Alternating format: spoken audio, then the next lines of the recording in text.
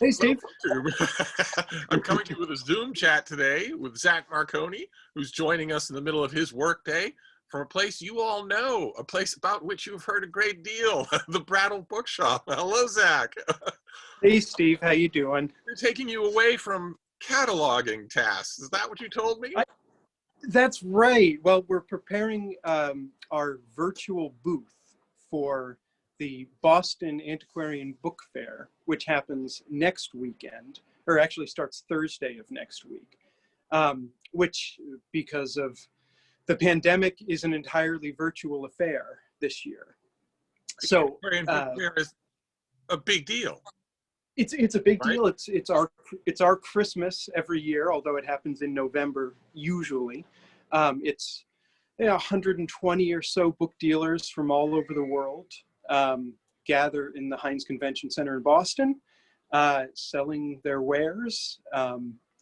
But this year, again, it's going to be in online format, which is very different from us. Usually for these, we have a giant booth that we fill with 50, 60 boxes of rare books. And for the virtual format, I'm cataloging 50 books. So it's a big change. And it's one of the fun. changes, one of the sacrifices there will have to be foot traffic, right? Random people. Oh, those won't happen. Yeah, well, and what you lose at a book fair, one is for booksellers, before you even start to talk about selling books, is the social aspect. People I get to see once a year. This year I don't get to see, and that's really, so you don't get to go out to dinner, you don't get to go have lunch with someone, you don't get to have a drink while looking at their books and hoping not to spill anything. But these are people who might live in Moscow or in London or on the West Coast, and this year just don't get to see any of those people. Now, in the popular view, to the extent that antiquarian book fairs register in the popular view, there was always a kind of suspicion of incest. That a lot of dealers were going there to deal with each other and not really with the public. That they were, I know so-and-so who has a shop in Louisiana. He opens it one day a week. He has one item I really want. Maybe this is the year we'll make a deal. Yes. That element is real, right? I mean, there is an element of that involved. Will that element be affected by a virtual fair? It seems to me that would be the only thing that wouldn't be affected. Part of it's affected to an extent, but it still very much exists. I'm still quoting items directly to dealers that I would otherwise or would have just shown in person at the fair. So that aspect is probably the most replicable throughout this whole process. We haven't really lost that. But there's, even when dealing with other dealers, other professionals, there's no substitute for being in the room with somebody, putting something in their hand, pointing things out that would be very complicated to point out in a catalog description. Right. Right. So, plus antiquarian books, there's a sheer physicality of them. Oh, you can't possibly convey all of that in virtual form. No, there's a way. There's a way to describe paper in certain antiquarian books that you can only describe by how it feels. Right. And this is extremely fluffy stock of paper. Very soft, or this is a crispy little sucker that it just doesn't come across the same. Okay, I want to get back to the tactile nature of this in a bit. But first I want to ask, just to maybe bring a tear to your eye, just to tear at your heart, I want to ask what the process would have been in a non-pandemic year. You said 50 boxes? And it could be 80 boxes. What would have determined your choice? 80 boxes is not your whole stock. What would have determined what you would bring to the fair? So what will, and Nicole Reese, who you know well also, who's the manager of the shop, does the majority of the selection, usually for our book fairs. Usually starting the summer leading into the fair, and sometimes, you know, even almost a full year leading into the fair, we'll start to put aside stock that we're going to just leave in the basement or leave in a box until the November fair. So we start building up stock for the fair throughout the whole year leading up to it. And we're picking out, obviously, our best books, our most interesting books, our most expensive books.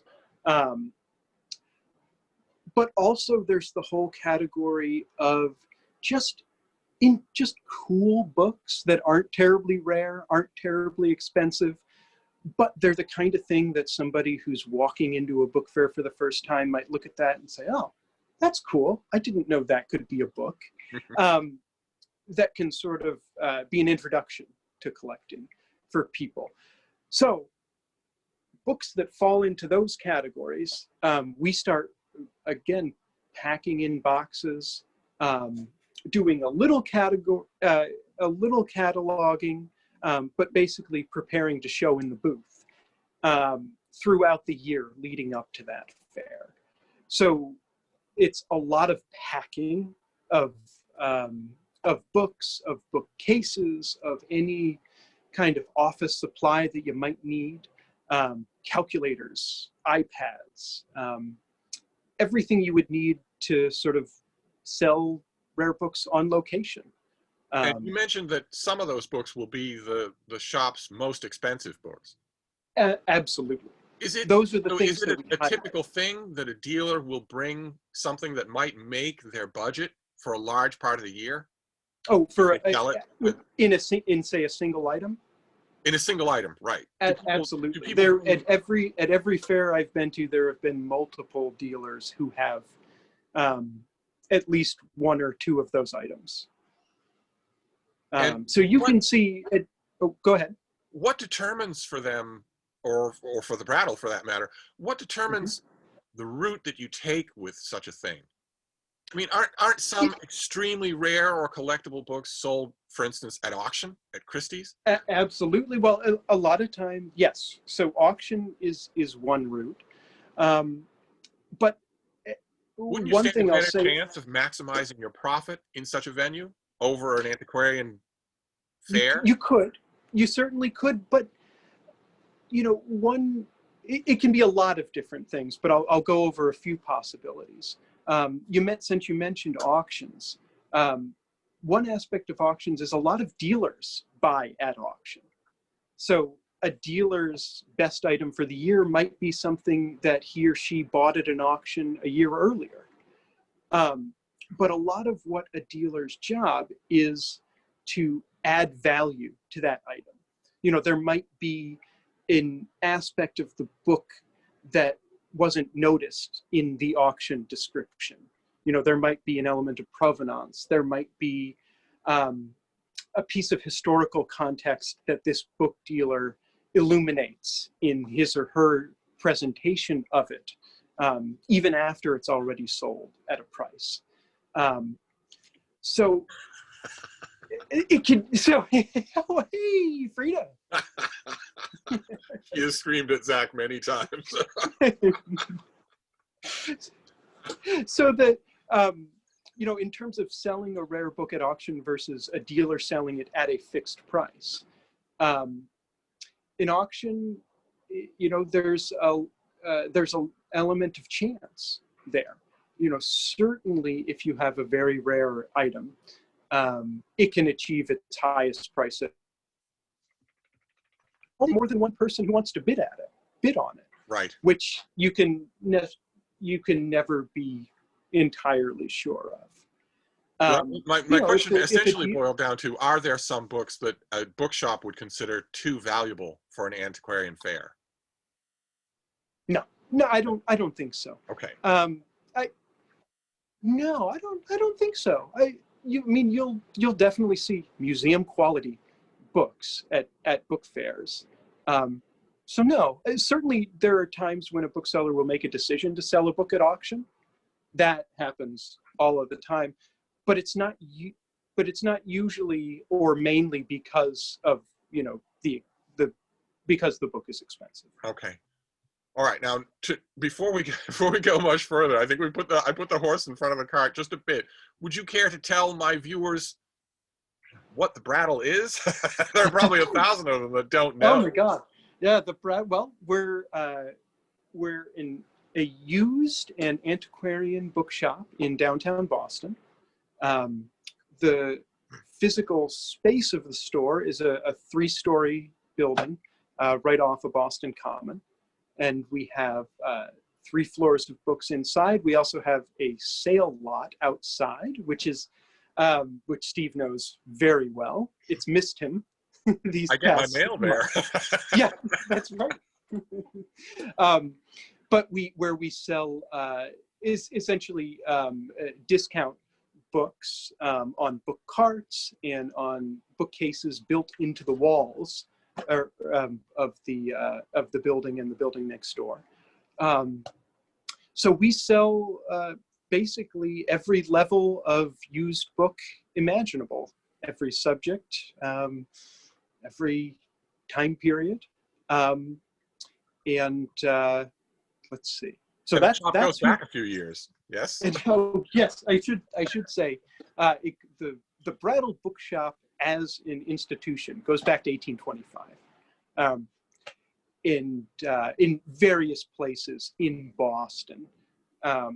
But this iteration, and essentially the shop as it exists right now, began in 1949 when the current owner, who's Ken Gloss, when his parents bought it. And it's been in the Gloss family ever since. And it's had its share of vicissitudes. Yes, over the Yes, years. Urban planning. It was the store used to be in Scully Square, vibrant area of Boston, for many years. And Ken's father, George. Did you ever meet George? Did you? You must have known George. I knew George. Yes. He basically, the building where he had the shop was taken by eminent domain when the city decided to build the government center complex where City Hall is now. So the shop moved to the area where it is now on West Street, albeit a different building than it is in now.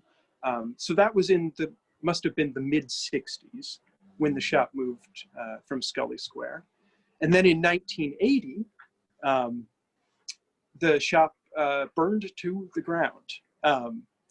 And people ask how we were able to acquire the empty lot where we push the book carts out every day. Well, that used to be the shop, but it burned down. And that's how the lot became empty. And the store temporarily moved into another location on West Street, but eventually they bought this building where we are now.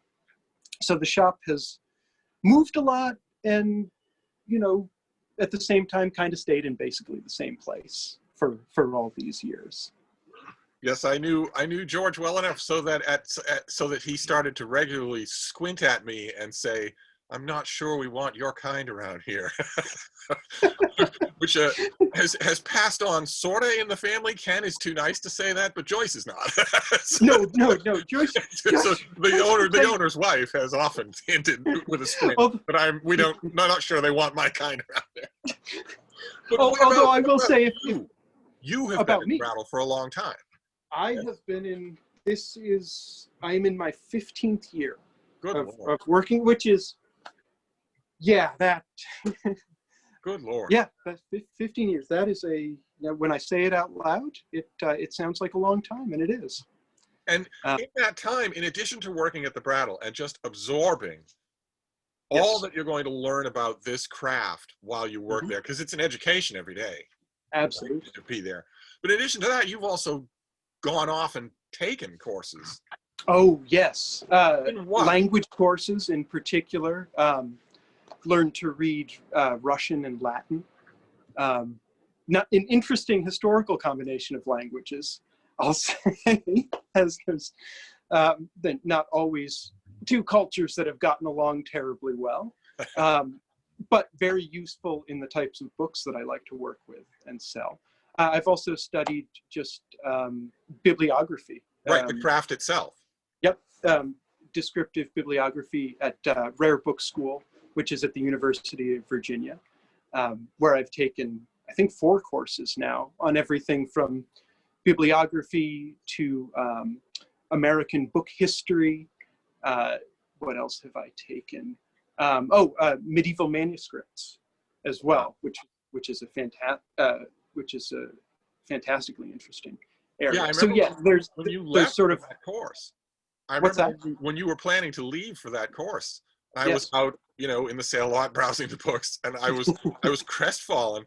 And I don't know if you remember this, but I asked you, well, if you're going to be gone, who am I going to poke fun at? And you did your classic like this, and I said, oh, I know who I'll poke fun Yeah. at. And you said, you can't poke fun at the other customers. I went, Yeah, that's right. No, you can't. You can't. I'm it's terrible when the people at the shop know you so well. But so the combination of the learning experience at the Brattle and all of those courses, all of that stuff combines to make you an expert. Yes? I guess I have to admit that. I mean, in Yeah, 15 years, you can no longer say you're a neophyte. that's true. Yeah, no, I shouldn't equivocate. Yes, that's right. So coming back, keeping that in mind and coming back to what we were talking about the physical provenance of books, about the physicality of them, how much can you tell about a book from encountering it physically, from holding it in your hand? You go out, for instance, at least in the past, you've gone out on many, many book buys for the shop. Yeah. Oh, God. Yes. You get piles and piles, shelves and shelves of books. Yes. What can you mentioned the heft of the paper, for instance, or the smell, or the binding, or the type of the ink. Does all that stuff sort of gestalt together? Absolutely. There are a lot of, first of all, to answer your general question, you can learn an amazing amount of things from just dealing with the materiality of the book outside of the text. The age of the book is usually pretty apparent, particularly if you're just looking at the binding of an antiquarian book. You can spot a 15th century binding from a 16th or 17th or 18th century binding from 5 yards away. They can be that distinctive, or they might not be that distinctive. You might have to get in closer and look at the material, but the material always tells. What I can say in general is the text of the book will often lie to you. It'll tell you it was printed in Paris when it was printed in London. It'll tell you it was printed in 1645 when it was printed in 1850. But the materials of the book, it's much harder for them to lie. And okay, that's fascinating. So the text can lie to you. Absolutely. But the materials are more likely to tell you the truth if you know what you're looking at. That's right. And it might take you a while you might have to really dig into them. So it must be true that on buys that you've gone on over the years, you have dealt with people who were trusting what the text was telling them. And you get there and realize that there's something else going on. That's right. Have any of those incidents ever been the case where the text itself was more valuable than its owner thought? Oh, yes, that happens from time to time. I will say much less frequent than the opposite. Usually, and that's part of the nature of books. I mean, so much of people's personalities, of people who love books, is wrapped up in their book collection. That for me to walk in and put a crass dollar amount on that really immeasurable personal value, it can be really disappointing sometimes for people. But there has been the case where someone will say, oh, that old thing, it came down into the family. I say, well, actually, that's a really early Book of Common Prayer. in a contemporary binding, and that's a really valuable book, and I'm going to pay you, you know, $1,500 for it, where you thought it was an old thing that just you've been carrying around. And So yeah, that does happen. and it must be true then that you go on a buy, someone shows you the lot of what they want to sell to the Brattle, and you see over there in the other room something that you really want. You don't particularly want anything they're selling you, but you want that other thing. Yes, but one of the things that makes working at the Brattle so fun is that we have a full shop, so that if I just want that thing over in the corner of the shelf of the bedroom, and the person who's selling the books wants to sell all 1,200 of their books or their parents' books, I can usually make an offer to buy everything so I can get the one that I want. And we can sell the rest of them in the shop or out in the lot. So yeah, it makes buying a lot more fun to be able to do that. But yeah, so walking into, say, if I look at a group of 1,000 books, whether I'm on a buy or whether I'm going to a friend's house, back in the days when we used to be able to do things like that, immediately I'm sizing up the shelves. I'm giving a quick scan. I cannot turn this off at this point. Like I already, before we started talking, I was doing it in the background of your. I'm adjusting my light. If I lower the light like that, you can see the books. If I increase the light, you can see me. So now I know you, so I know a lot of those are the black wrappered Penguin paperbacks. Yes, but that even whole back wall. Yeah, even if I didn't, I'd be able to tell immediately that that's what those are. But it's just sort of an instinct to, you know, look into a room and say, okay, there are about 175 books there, and the one on the third shelf is the one I really want. Really? That becomes an instinct. Absolutely. Okay, so since we brought them up, I feel like I have to pay a little of attention to the obverse of the coin. How on earth do you deal with the person who is sure that they have a Gutenberg Bible or the equivalent? You know, they're flushed with pride. They're expecting you to make their day pay-wise. You walk in and see immediately that you're going to have to disappoint them. And you mentioned it's incredibly personal. How on earth do you deal with that? How on earth do you deal with let's talk just for the moment about the kind of customer in that situation who is being nice about it. Yes. I have physically myself been present to see endless numbers of them who come in and say, well, this is really valuable. Impress me. But I'm not talking about them for the minute, because they kind of get what they deserve. I'm talking about the people who genuinely need to be disappointed. You need to disappoint them. Yes. How does that happen? Sounds like one of those courses that you took and should have been in psychology. Well, it is. I mean, a lot of what we do sometimes is, well, the first and most important thing is to be as sensitive as possible to where they're coming from, because a lot of times it's not necessarily their books, it's a loved one's books. Dead loved ones sometimes. Yes. So not just their personal feelings, it's the memory that you're working with. And this is just another characteristic of books and people's relationships with books. It's, for someone who loves books, their books are an expression of who they are. Maybe the most, most genuine physical expression of who they are. So I have to be sensitive to the fact that I'm not looking at this group of 500 books. I'm being introduced to this person's father, or this person's, great aunt. And as long as I'm looking at it from that perspective, it usually goes okay. Because I find that if you really try to explain to somebody that I'm looking at this from a business perspective, I'm not saying that these are bad books. I have to kind of just separate out for them as best as I can the value of a book as, as a text, as a literary object, as something that someone has attachment to, and the value of the physical object. Right. Um, Do you find that it often helps to remind people that you are, in fact, in business? Is that a Absolutely, good go-to? I have to say it explicitly. But I do find that, if I take a minute or two just to explain, to sort of spell out what I'm looking for, and what I'm making a judgment on and what I'm not making a judgment on. I'm making a judgment on how I can sell these, how I can buy and sell them, or if I can buy and sell them. I'm not making a judgment on whether or not these are worthwhile books to have had and cared for.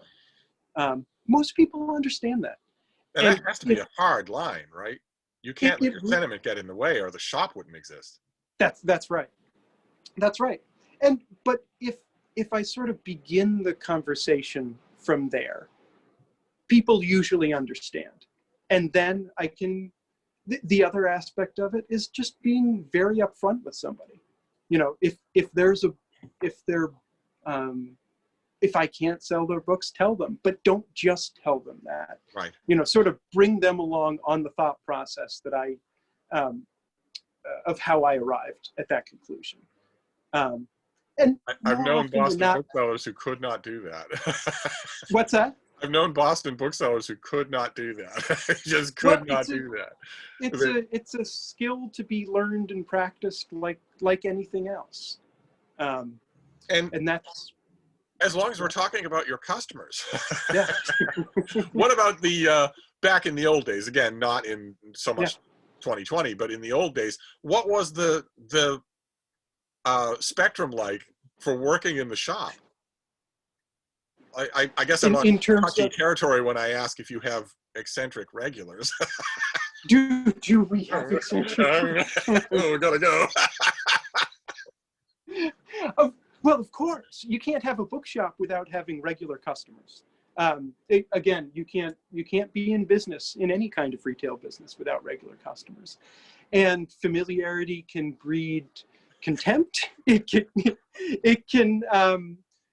it can ingratiate others. It can do both on, or it can do either on different days, or it can do both simultaneously. So yes, there are always colorful customers, and I tend to think that bookstores attract the most colorful.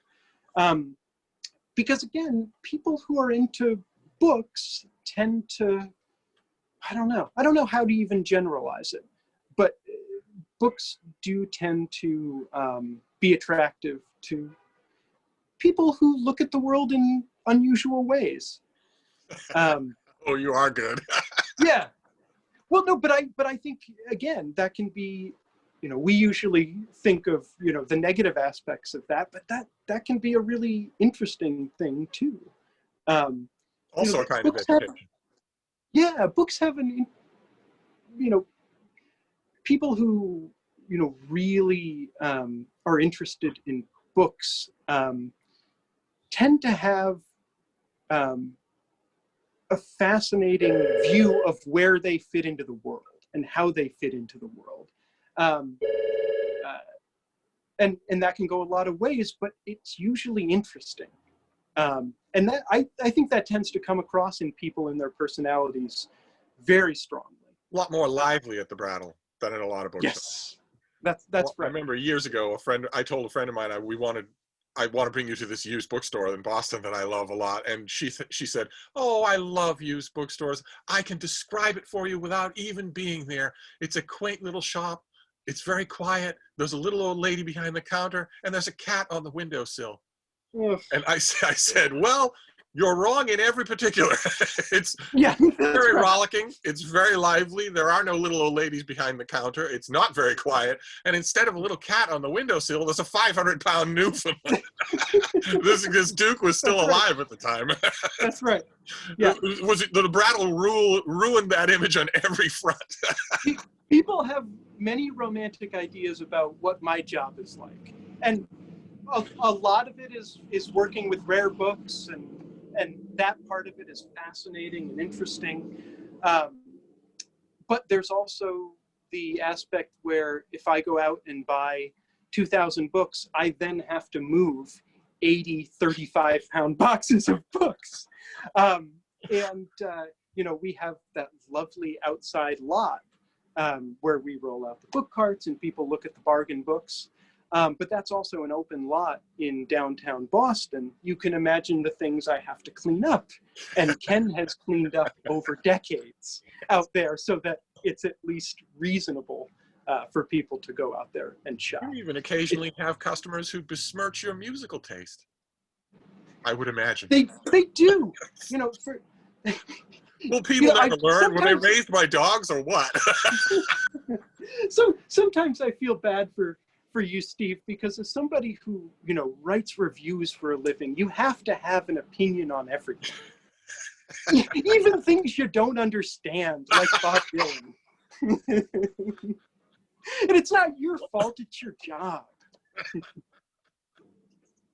But getting back to name the question of a job, you mentioned that a lot of people have a romantic idea about your job. That brings us to a question that hangs over conversations like this, and not just because of COVID. What is the future of your job? What is the future of a shop like the Brattle? Maybe not the Brattle specifically. Yeah, but it's tenuous. It was tenuous even before the pandemic. Right? Yeah, well, any business like this where you need space and you need customer traffic, and it's a fairly small margin business. If you have those three factors, it's always going to be tenuous, because if you need the traffic, then you need to be in a desirable real estate location, which means you're going to have to pay a lot of rent, or own the building. But it also, so that's by far the biggest strain on any business like the Brattle, that's both used and rare books. Just the amount of space that you need to be able to sell the books. Is it a doomed model? All the things that you mentioned worked perfectly in the 1950s. That's right. When rent was not astronomical, when foot traffic was a guarantee. Right. When you could survive on small margins. How many bookshop owners have we known over the years who survived on mouse-thin margins? And they're all gone. Yeah, they are, or they don't have an open business. They sell online. They sell from home. They sell online, which is a viable model, especially for specialist rare book dealers who wouldn't think about having an open shop, but do have vibrant businesses. So that's one route that book selling can go. But in terms of having a bookshop, I think dying model is too harsh, but it's a difficult model, and it's getting more difficult. Have you heard from shop owners in 2020 who've been hurt? Oh, yes. Yeah. Absolutely. It's I can speak for us a little. Just being in downtown Boston, our retail traffic has been down remarkably. We're still in business, we're still going, but there's nobody downtown. Well, what can it do to your business if the government of the city where you have your shop is telling people not to go outside? What can that possibly do to your business? Yeah, well, you can imagine, and that's across the board. I think it's just more acute with certain, obviously, restaurants, but with bookstores, it's more acute because our lifeblood is the stream of people coming in. And if people aren't downtown, to come on their lunch break and browse, that's one thing that has made the Brattle such a vibrant place. We are constantly putting new books out throughout the day. So if you can come every day and look at new books. You just will. You'll see new things every day. But if the people aren't down here to come in and look. Right. Yeah. So but getting back to the Antiquarian Fair, Hmm. there'll be an element there that won't be touched, right? That's You right. mentioned there's an element of commerce there that won't be touched. That's right. So That's coming right. back to that fair, if we want to wrap up where we started, how can the public, is the public allowed to be involved in the Oh, antiquarian book oh fair if my it's God, virtual? yes. How does that even work? Um, it's, I mean, the way of virtual book fairs have worked, and again, these have only existed really for the past few months as the, as the trades adjusted to our new reality. All the major Yeah, book fairs in the world are going virtual, right? all of them. Yeah, it's in a sense, it's almost like any online commerce platform. Um, when you enter the fair, you look at a front page that lists all of the sellers. If you're interested in a certain type of thing, you can search by keyword or subject or author, and every item sold by every dealer in the fair that is, say, Mark Twain, you'll get a list of thumbnails, and you'll be able to click on it and go to that description from that bookseller. If you want to buy it, you can either contact the seller directly, or this book fair coming up is on the Biblio platform, which is a book-selling Oh, internet okay. platform, like Abe Books. Maybe when we finish, you can give me all the info I would need. I will give you all the info, Okay. but essentially it's very easy to browse. You can do it, anywhere you have a phone or a computer, with a couple clicks, and you're in the Brattle Bookshop's booth. And you scroll up and down, and there'll be 50 or so little thumbnail icons, and a title of the book. If you click on it, you can read my description, see more photos, and if you like it, you can buy it. So it's very user friendly.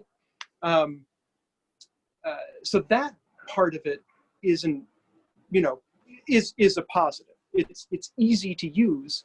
What you don't get are just the sort of social interaction, which maybe some people like better.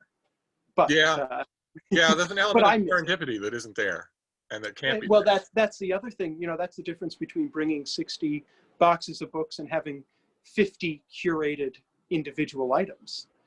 Um, what I find, one thing that's fun for me as the person who gets to catalog all of them is I get to go really deep into a lot of these books and, write a little about their history and really talk about their materiality, in a way that I don't if we're dealing with such a bulk of books.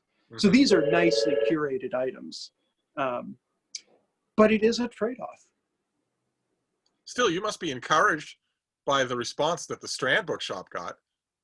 Did you Yeah, see that whole thing? They went on social media and said, we're struggling, and they got tens of thousands of orders in one weekend. I was, yeah, and I've heard little grumblings from the odd person in the trade saying, well, the Strand doesn't need anybody's help, and nonsense. Everybody needs everybody's support right now. I was thrilled to see that. People still love buying books. It's Yeah, and they value their remarkably bookshop. resilient. I'm, Yeah. From what I know of the 3 people who would have needed to make the decision to put out a plea for help for the Strand Yeah. on social media, they wouldn't have done it if they didn't need to. They wouldn't have done it at all if they didn't need to. Yep. Well, that's a nice note of optimism to end on, wouldn't you say? I think It's not the end Yeah. of the world. People can still go to the Antiquarian Book Fair. They can still go to the Brattle Bookshop.